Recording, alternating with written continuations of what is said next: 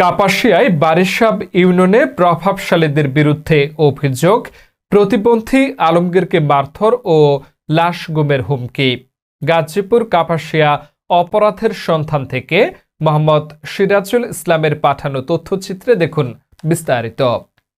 অভিযোগ হয়েছে আগে রাস্তা হেমাতে সুদা আইছি নামাতে মাটি বলবো দিকে টানে তো আমার রাস্তা দিছি পরে আগে সলে আইছি লোক কাজ করতে যায় হেঁটেও আইছি বলে দিয়ে বিরাট একটা দল হেঁটেও দেখতে আমার কাছে যে ড্রাইভারের তোলে ডাবায় দিব খাদায় দিব পুলিশ করছে পরে আমি দেখে কইছি তুই খারাপ গাড়ি গালাজ করছ করে আমার সর মারছি আমার এই মারতো বলে ইয়ে রাস্তা এখানে রাস্তা কয় ফুট দিয়েছেন রাস্তায়?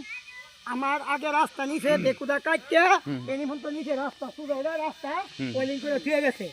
আচ্ছা সকালে আবার কাটতে আমার ভিতরে আনছে রাস্তা হেভি হেভি হেভি জানা দিয়ে মানে এটা একটু কাছে কি রাস্তা লোকেরা কাছে? হ্যাঁ হ্যাঁ চিন্তা দিছে ওই রাস্তা লোকেরা কাছে মানে চিন্তা উনি দিছে আপনার জমিন? হ্যাঁ আমার জমি আমার সারা হয়ে চিন্তা দিছে রাস্তা লোকেরা কাটতে হুমাই নামাইতেছে আমার গাছ কয়েকটা কাটতে লয়ে গেছে কই আর ভিন্ন করে গেছে। গাজীপুরের কাপাসিয়া উপজেলার বারিশাব ইউনিয়নের বানারকান্দি গ্রামের রাস্তা নির্মাণকে কেন্দ্র করে এক অসহায় প্রতিবন্ধী ব্যক্তির ওপর হামলা, জমি দখল এবং প্রাণনাশের হুমকির অভিযোগ উঠেছে। ঘটনাটি এলাকায় চরম উত্তেজনা সৃষ্টি করেছে। স্থানীয়দের ভাষ্য, মানবিকতার সুযোগ নিয়ে একজন প্রতিবন্ধীর ওপর যেভাবে নির্যাতন চালানো হয়েছে তা অত্যন্ত ন্যাক্কারজনক। ঘটনাটি ঘটে গত শুক্রবার ৮ই মে ২০২৬ ইং সরকার বাড়ির সংলগ্ন নবুটেক এলাকায়। ভুক্তভোগী আলমগীর পিতা মৃত সাত্তার মাস্টার, গ্রামের সাধারণ ও অসহায় একজন প্রতিবন্ধী ব্যক্তি। অভিযোগে জানা যায়, এলাকার মানুষের চলাচলের সুবিধার জন্য তিনি স্বেচ্ছায় নিজের জমির একটি অংশ রাস্তার জন্য ছেড়ে দেন। পরে সেই সুযোগকে কেন্দ্র করে অভিযুক্ত আব্দুল হক মাস্টার, নুরি ও সিরাজ সহ কয়েকজন ব্যক্তি আরও অতিরিক্ত জমি দখলের চেষ্টা চালায়। অভিযোগ রয়েছে, অভিযুক্ত আব্দুল হক মাস্টার নিজের জমি রক্ষা করার উদ্দেশ্যে কৌশলে আলমগীরের জমি থেকে আরও বড় অংশ রাস্তার নামে কেটে নেন।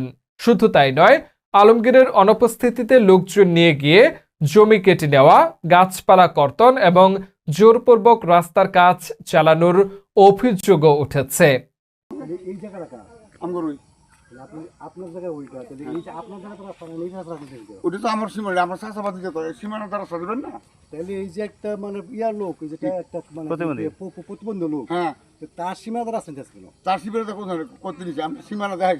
আচ্ছা, আপনাকে আমি প্রশ্ন করে একটা, মনে করেন ওই যে রাস্তা তো ওই দিক দিয়ে আপনার ম্যাপ করে আসছেন তাই না? আইসা এখানে ভিতরে কেন ঢুকলো?